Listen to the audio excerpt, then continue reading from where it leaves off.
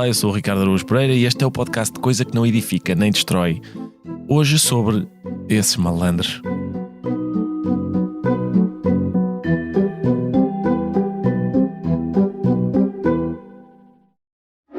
Olá outra vez! Já tinham saudades minhas, digam lá. Não? Porquê? Então eu até sou uma menina bem comportada, ao contrário daqueles que fazem parte do tema do podcast desta semana. Malandros. Mas malandros de que tipo? É que eu ainda conheço alguns. Aliás, tenho muitos lá em casa. Mas não é desses que vocês estão a pensar. É mais aquele tipo de malandro que decide variar mesmo quando estou a tomar banho. Ou aquele que começa a fazer barulhos estranhos e a pescar mais do que uma discoteca dos anos 90. Mas cá para nós, o pior ainda é aquele malandro que decide fazer queda livre na casa de banho e nem com arroz ressuscita. Perceberam, né? Nem ao terceiro dia. E agora fui um bocado malandra. Desculpem. Para este tipo de malandros, existe a Vorten. Sim, a Vorten resolve tudo o que é malandro. Smartphones, máquinas de lavar, canos, tudo e mais não sei o quê. Mas vá, agora vou ter que abandonar que eu tenho um arroz malandrinho ao lume. Até para a semana. Um homem está à procura de alguma coisa no chão. Chega um amigo que se dispõe a ajudar e pergunta: o que é que perdeste? As minhas chaves. Tens ideia de onde é que as perdeste? Dentro de casa. Então porquê é que estás a procurá-las na rua? É porque aqui há mais luz. É uma história conhecida. A minha pergunta é: este homem é muito burro ou muito inteligente? É uma pergunta mais difícil do que parece. Por um lado, é capaz de ser mais sensato procurar uma coisa no sítio em que a perdemos, não é? Mas também parece incontestável que é melhor procurar uma coisa onde há boa iluminação do que às escuras. O homem que protagoniza esta história chama-se Nasreddin Hoxha.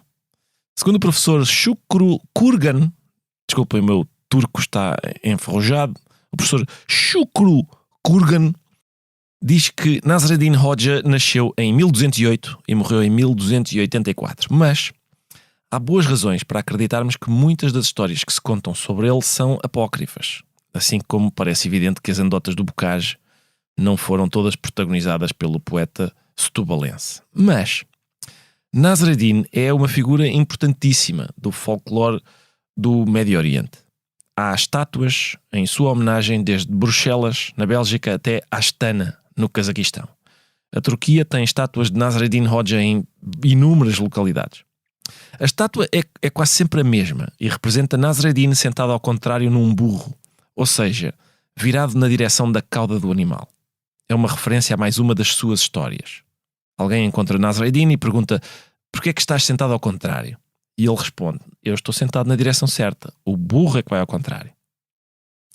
Várias das histórias de Nasreddin incluem um burro, curiosamente. Por exemplo, um vizinho vai à casa de Nasreddin e pede-lhe o seu burro emprestado. Nasreddin responde: lamento, mas já o emprestei a outra pessoa. Nesse preciso momento, ouve-se o burro a zurrar dentro do estábulo de Nasreddin. E o vizinho zanga-se, não é? Então, mas eu estou a ouvir o burro ali. E Nasreddin fecha-lhe a porta na cara, dizendo: um homem que acredita mais na palavra de um burro do que na minha não merece que eu lhe empreste nada. Só mais uma história, antes de contar, enfim, várias outras histórias. Um dia, um ladrão assalta a casa de Nasreddin e leva todos os seus pertences. O ladrão volta para a sua casa, só que Nasreddin segue-o. Surpreendido por ver Nasreddin em sua casa, o ladrão pergunta: o que é que fazes aqui? E Nasreddin responde: ao que parece, eu estou em processo de mudança para esta casa. Por isso vim a pagar o primeiro mês da renda. Nasreddin Hoxha é aquilo a que em inglês se costuma chamar um trickster. Na imaginação das pessoas que falam português, talvez essa figura se chame malandro. Capaz de ser a melhor palavra. O que me interessa é o tipo de raciocínio específico a que o malandro recorre, porque implica um olhar sobre as coisas que obedece a uma lógica muito diferente da habitual. Note-se que é, apesar disso, uma lógica. Uma antilógica, se quisermos, mas uma lógica. Nas histórias de Nasreddin, ele é muitas coisas. Umas vezes é um sábio, outras vezes é um juiz, um médico, um camponês ou um professor. Mas é sempre uma espécie de filósofo. O que ele pratica não é o contrário da filosofia, é uma filosofia do avesso. É diferente. Uma camisola do avesso não é o contrário de uma camisola. Continua a ser uma camisola, está é do avesso. Às vezes, o raciocínio do malandro é apenas a astúcia pela astúcia. Mas quase sempre tem um objetivo egoísta. Destina-se a facilitar a vida ao malandro. E, essa é a parte milagrosa, não dá muito trabalho, porque é quase sempre uma operação do olhar. Trata-se apenas de ver de outra maneira. Onde o mundo inteiro vê um assalto, o malandro vê uma mudança de casa. E é melhor, enfim, é menos mau, mudar de casa do que ser vítima de um assalto.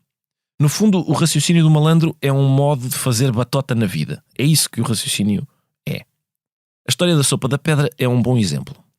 Um frade pobre bate à porta de uma casa a pedir esmola. Os donos da casa recusam. O frade encolhe os ombros e diz para si: bom, vou ver se faço uma sopa com esta pedra. E os donos da casa riem-se dele. Esta parte é importante. O mundo, habituado ao modo de raciocinar convencional, ri-se do malandro. Fazer uma sopa com uma pedra. Sempre queremos ver isso. O frade pede uma panela com água, deposita a pedra lá dentro e põe ao lume. E os donos da casa perguntam: e basta isto para fazer a sopa? Basta isto, diz o frade.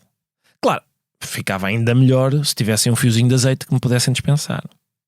Interessados em ver como se faz a sopa com uma pedra, os donos da casa acedem e o frade vai pedindo mais um bocadinho de sal, agora uma couve, um pedaço de chouriço para dar graça, etc. Tudo ingredientes que não são essenciais para a sopa da pedra, claro, mas se destinam a dar-lhe um saborzinho só. Depois o frade come a sopa até ao fim e os donos da casa perguntam: então e a pedra?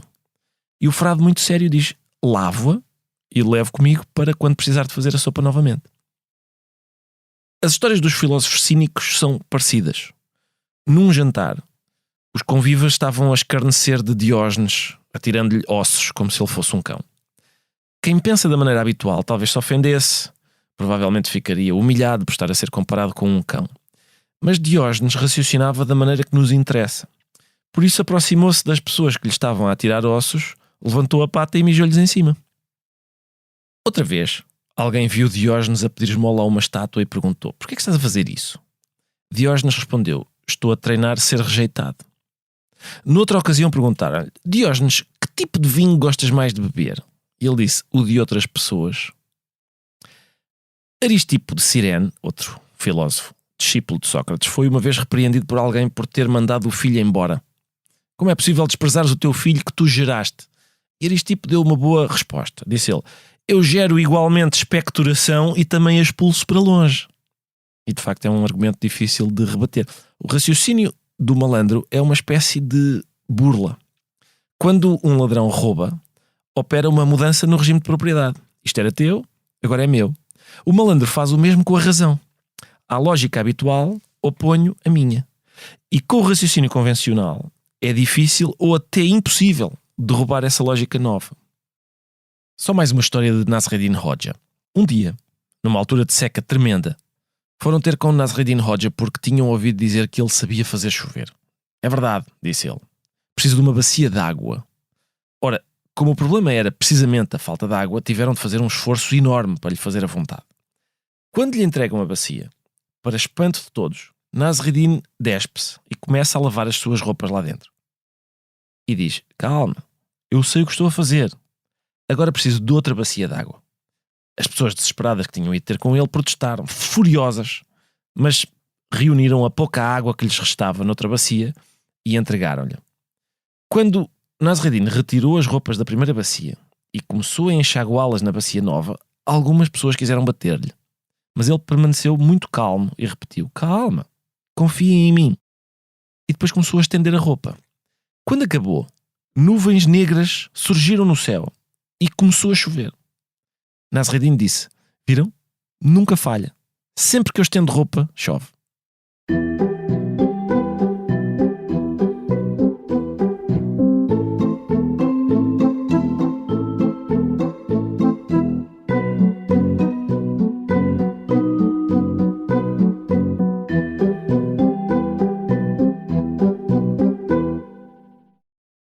Na segunda parte, vou falar com o convidado ideal para discutir a figura do malandro, porque ele junta 3 características fundamentais. É humorista, cronista e brasileiro. Os humoristas, parece-me evidente, raciocinam como os malandros. Os cronistas, sobretudo os que se dedicam a escrever acerca de temas comezinhos como se fossem importantes, recorrem aos mesmos estratagemas. E os brasileiros têm uma inclinação especial para este tipo de malandragem. Isso nota-se bem no futebol. Às vítimas dos dribles de Garrincha, os brasileiros chamavam João. Eu disse vítimas porque é isso que um João é vítima de um engano, de uma burla. O joanismo, que é a volúpia de fazer dos adversários joões, passou a ser um atributo do futebol brasileiro e, por isso, do futebol em geral. O verdadeiro futebol é o que divide o mundo entre malandros e joões. Em 1970, segundos antes do golo de Carlos Alberto, na final, Clodoaldo fez 4 joões italianos. 4 Giovannis, portanto. O golo podia esperar, não é? Antes havia 1, 2, 3, 4 joões para fazer. Aqui, enfim, no podcast não se pode ver a jogada, mas fica o relato. Brasil-Itália. Inesquecível esse lance total. Clodoaldo recebe a bola, dá a Pelé, Pelé a Gerson, a Clodoaldo, engana 1, engana 2, engana 3, engana 4 e vai com uma jogada de jogo coletivo brilhante.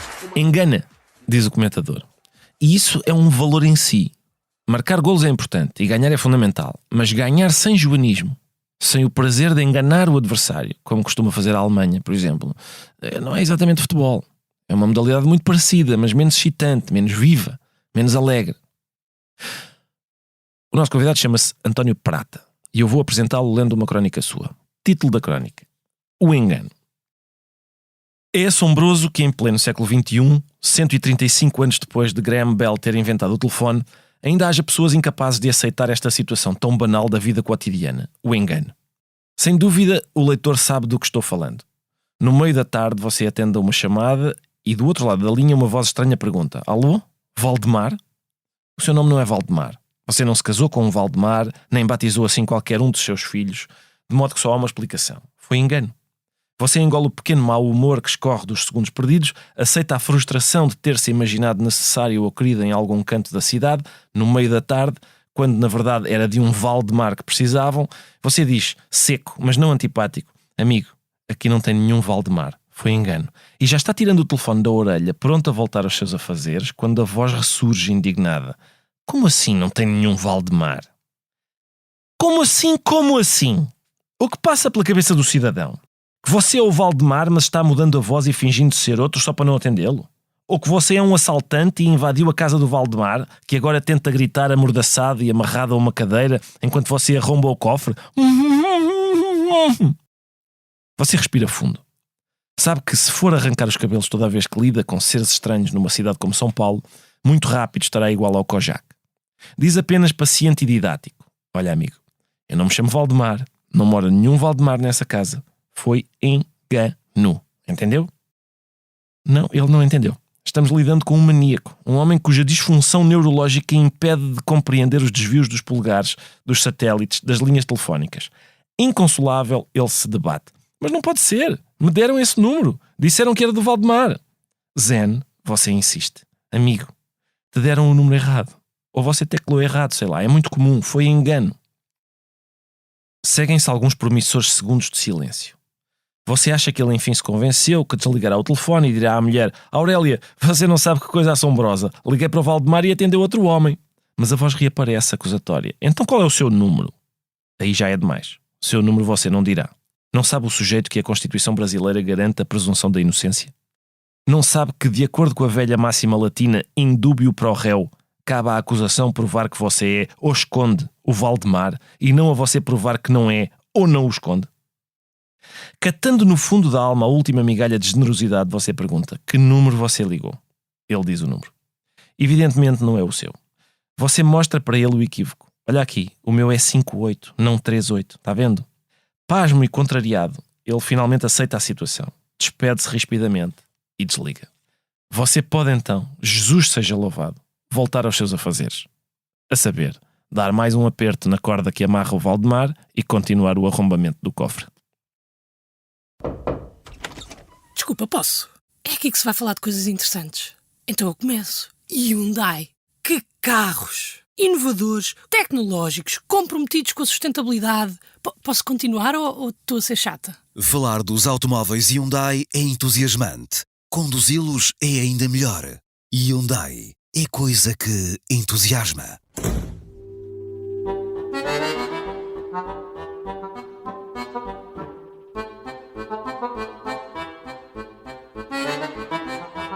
já aqui está o António Prata. António, muito obrigado por teres aceitado vir a este podcast. Eu sei que os convites para podcasts são uma praga, ainda por cima intercontinentais, e tu ainda assim reservaste tempo para aqui estar. Na verdade, é o contrário, né? Eu escrevi para a nossa editora Bárbara Bulhosa falando por que o Ricardo não me convidou. Então eu me inscrevi para participar daqui.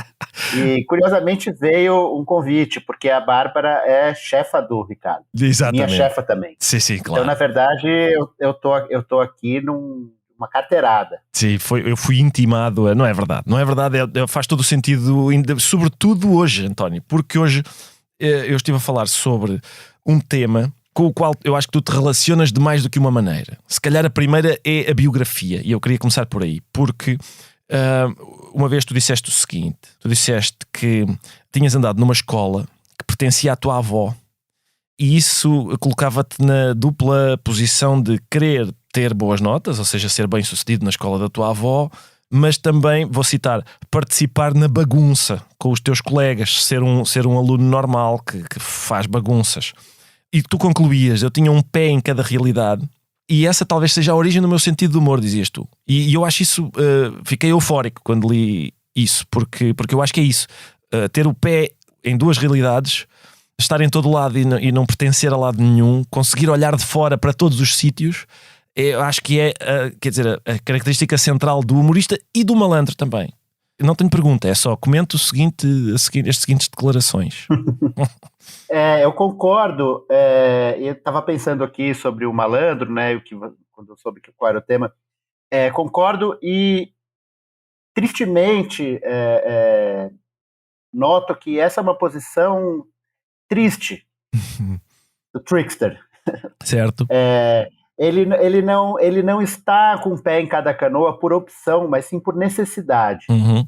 Né? Então, essa minha situação de estudar na escola da avó e ter que agradar gregos e troianos, né? De agradar professores e agradar a turma do fundão, como a gente fala aqui no Brasil, fazia com que eu tivesse que me desdobrar. Né? E o malandro, pelo menos o malandro brasileiro, né? Eu estava ouvindo um historiador, cara que manja muito de samba aqui no Brasil, que é o Luiz Antônio Simas, falando sobre o malandro. O malandro, ele é um cara que ele não tem a opção de trilhar o caminho da ordem. Uhum. Né? O pobre brasileiro, os negros alforriados, eles não encontram um caminho institucional. Certo. Então, eles têm que comer pelas beiradas, eles têm que fazer um negaceio com um mundo permanente. Eles têm que dar os seus jeitos, os seus pulos, porque não há outra opção. Né?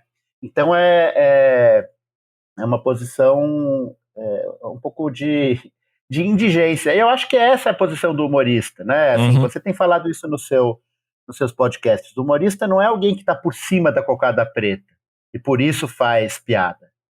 É alguém que está sentindo as dores na alma, né? E faz a piada tentando aliviar, sair desse lugar. Né? Certo. É alguém que está querendo, que bota a cabeça no buraco para não enxergar. Coisa que dizem o avestruz não faz, embora tenha ganhado essa fama. Exato. É um mito, Há outro ponto de contacto, há vários, acho eu, o ponto de contacto entre ti e, digamos, essa figura do folclore mundial, que é o trickster, aquilo que a gente em princípio chamaria o malandro, que é o facto, que é a crónica, é o facto de tu seres cronista. Mais uma vez eu ouvi uma entrevista tua em que tu comparavas a crónica e o futebol, falavas sobre a razão para o Brasil ser proeminente em ambos os campos, tanto na crónica como no futebol, e usaste o termo malandragem para referir os dois, porque realmente a malandragem está presente nos dois campos. Eu queria que tu desenvolvesses esse ponto. De que modo é que a crónica é, digamos, um exercício de malandragem? Olha, um grande cronista brasileiro que é Humberto Werneck diz que a crônica é um gênero de várzea. A várzea, não sei se tem em Portugal essa mesma palavra, é a vazante do rio, o lugar que o rio, quando seca, deixa descoberto. E uma das teses sobre a qualidade do Brasil no futebol é que a gente tinha muitos desses terrenos nas cidades brasileiras e era ali que se jogava futebol. os malandros, exatamente os desocupados, jogavam futebol nesse terreno. A crônica, ela tem um pé na literatura e um pé no jornalismo, né? É um texto literário que se publica nos jornais. Então, ela é um gênero de várzea por esse sentido. Pensando no futebol, né? Assim, talvez o que o Brasil tenha, a grande contribuição brasileira para a civilização ocidental tem sido o drible. Uhum. Né? O drible é exatamente a obra de um trickster, é alguém Exato. que passa por um espaço que não existe. Uhum. É alguém que cria um espaço que não existe, o que não deixa de ser uma coisa muito parecida com a piada. Uhum. Né? Você aponta para um lado e cai para o outro. Tem uma coisa interessante também que voltando ao Simas, que é esse historiador, ele diz, quando a capoeira é proibida no Rio de Janeiro, logo depois da abolição da escravatura, surgem, no mesmo lugar que havia os terreiros de capoeira, surgem times de futebol. E a dança da capoeira, a capoeira que já é uma luta e dança, né, também está, de novo, a gente está falando dos um pé em cada canoa. É interessante o pé aqui, né? Porque o pé é uma das nossas duas das nossas quatro patas que não funcionam muito bem, né? Nós somos todos canhotos de pés, né? A capoeira e o futebol se jogam com os pés, né? Esses membros pouco confiáveis. Mas, enfim, a capoeira se faz futebol. Né? Então, tem toda uma tradição dessa ginga, dessa malandragem que passa pela capoeira e pelo futebol, mas eu me distanciei muito da crônica.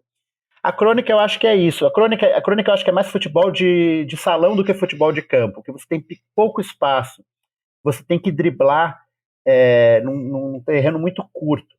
Então, você tem que dar nó em pingo d'água, né? Você tem que pegar um tema que aparentemente não tem nada e tirar algum sabor daquilo, alguma graça daquilo, né?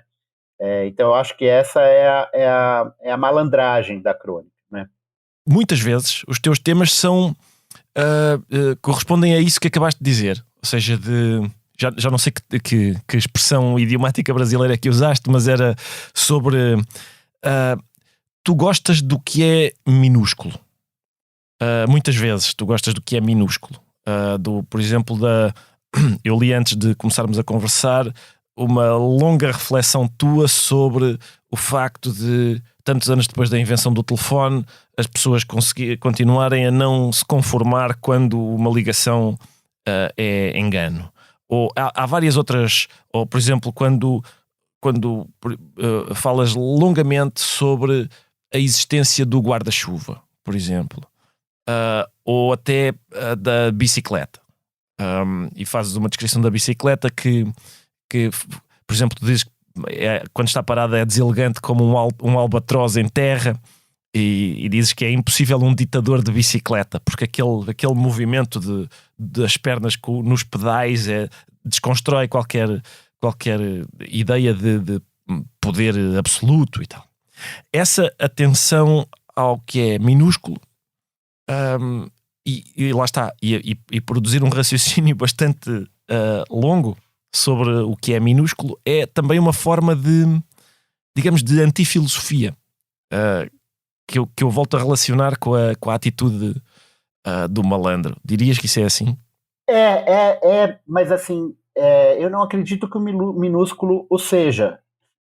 O minúsculo não é minúsculo. Eu acho que você compartilha dessa visão. Com certeza, mas é exatamente essa a questão. Ou seja, o mundo todo acha que o minúsculo é minúsculo. Pessoas como nós acham que o minúsculo é importantíssimo. Isso acontece muitas vezes nas histórias do trickster. Ou seja, o mundo inteiro acha uma coisa. Por exemplo, o mundo inteiro acha que é melhor procurar as chaves que a gente perdeu no sítio onde perdeu as chaves. O trickster acha que é melhor procurá-las onde há mais luz. E é uma lógica difícil de rebater. E portanto é isso, era aí que eu queria chegar. Essa ideia de olhar para o minúsculo e dizer, espera, isto é importantíssimo, é uma espécie de partilha dessa mesma, digamos, inclinação do trickster. Nesse sentido, vendo o trickster alguém como não alguém que subverte a realidade, mas como alguém que revela o óbvio diante das pessoas que estão com um véu na frente do rosto, né?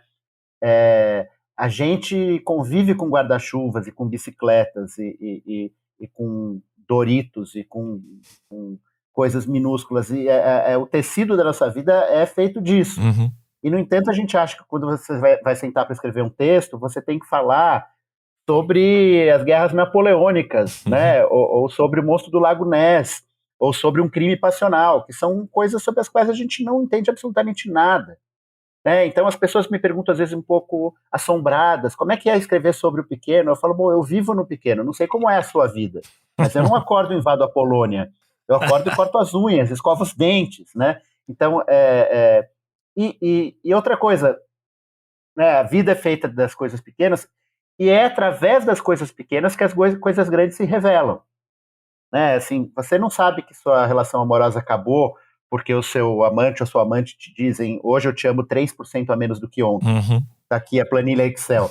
Você sabe porque vocês estão procurando um filme para ver no Netflix e no começo do namoro eram 2 horas. Não, vamos ver o seu. Não, vamos ver o seu. Não. E agora ela vai lá e fala, vamos ver isso daqui. Pum, e aperta. E você fala, opa, não era assim. Então, o controle remoto, nesse sentido, é a tabela Excel do amor, é o termômetro do amor, é o controle remoto. Então, a gente não está falando do controle remoto, a gente está falando de um gesto que revela o fim de um amor. Então, né, a realidade se dá a ver pelas bordas, pelos detalhes. Né? Então, eu acho que, nesse sentido, esse trickster, né, que fala do pequeno, na verdade, é alguém que tem uma tarefa bem assim clara e careta nesse sentido, Uhum. né, que é de mostrar as coisas como elas são. Certo. Deixa-me dar-te outro exemplo sobre obsessões tuas com coisas pequenas, que em princípio toda a gente reparou nelas, mas se calhar passa a reparar nelas quando tu falas. Por exemplo, há uma crónica que começa: dentre as inúmeras estranhezas do mundo, mais esta: havia coisas com vários nomes e nomes com várias coisas. Exemplos de coisas com vários nomes: carro, automóvel, Brasília. Só para ouvintes que falam português de Portugal, Brasília é uma forma de designar um carro. É uma marca, um Volkswagen, não é? Sim. Por exemplo, privada, vaso, trono. Isto é o que falantes de português de Portugal chamam sanita, se forem da minha classe social, ou chamam retrete, se forem de uma classe social superior à minha. Por exemplo, rosto, cara, face. Tu continuas. Exemplos de nomes com várias coisas. Portanto, primeiro foi exemplos de coisas com vários nomes, agora exemplos de nomes com várias coisas. Manga, a fruta e o pedaço de roupa usado para limpar o nariz quando não há adulto por perto. Como, a palavra que uso para perguntar como liga, como joga, como faz, mas também o que faço quando almoço, janto, tomo o café da manhã. Barata, um bicho que na praia voa e na cidade não, e também o preço de uma coisa quando não está cara. Cara, o rosto, o preço de uma coisa quando não está barata e o jeito que o meu pai chamava os amigos. E aí, cara? Desculpa o meu sotaque brasileiro. Mais uma vez, é o tipo de obsessão por minúcias e a vontade de se dedicar a elas. Essa vontade de se dedicar ao que é pequeno também é, digamos, invulgar, desconsiderada no mundo das pessoas normais, mas importantíssima no nosso. Das pessoas adultas, né? Sim, exato, é isso. Sim. Sobre, que é narrado por uma criança. É o estranhamento da criança. Né? Isso. E, de fato, a criança tem a cabeça do trickster e do malandro, né? Involuntariamente, né? A criança é muito ruim de dar golpe. Eles são muito burros nesse sentido. Mas eles têm involuntariamente pensamentos muito malucos, uhum. Né? E os adultos vão ficando mais burros. E isso não é só uma opinião, né? Você bota uma criança de 2 anos num PET scan, num aparelho de leitura de imagem, e você vai ver a quantidade de conexões neuronais que tem ali. E você pega um adulto e esses neurônios já pegaram avenidas principais, rotundas, né? O mapa já está todo emburrecido ali, né? Enrijecido.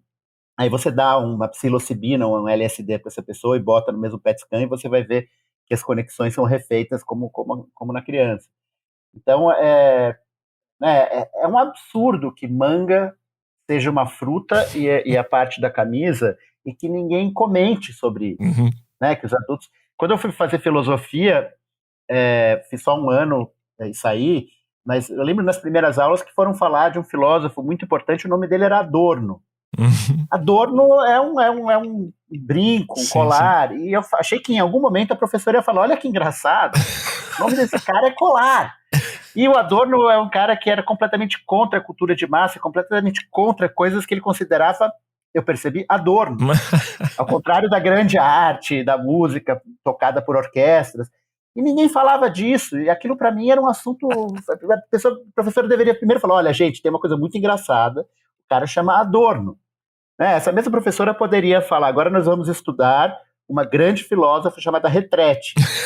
E a Retrete pensava isso, estudou os pré-socráticos. Ela não ia comentar que a mulher chamava Retrete. Depois do Adorno, que estranho teria isso. Isso para mim é absurdo. Isso é um absurdo, assim. Eu não falo essas coisas querendo fazer graça. Eu falo essas coisas como quem grita diante de uma injustiça, de uma falta de lógica. O rei tá nu, né? A história do rei que tá pelado. Gente, o rei tá pelado. Alguém tem que falar isso. António, muito obrigado por teres aceitado estar aqui. É provável que eu ainda volte a aborrecer-te para conversarmos novamente, porque isto ainda vai durar algum tempo e, portanto, mantenho o telefone ao pé de ti. Tudo bem, espero aqui o meu Hyundai. Obrigado, António, por essa referência a um dos nossos orgulhosos patrocinadores. Eu acho que eles estão encantados por patrocinarem esta nossa conversa. Obrigado, Ricardo, foi um prazer. Foi o 9º episódio de Coisa que Não Edifica Nem Destrói, um podcast original da SIC com sonoplastia de João Martins, música de Rodrigo Leão e capa de Vera Tavares, coordenação de Joana Beleza, direção de Daniel Oliveira. Eu sou o Ricardo Araújo Pereira e no próximo episódio vou discorrer chatamente sobre rir de tudo e rir de nada. Quem tiver interesse na bibliografia deste e de outros episódios pode encontrá-la no site da SIC ou do Expresso.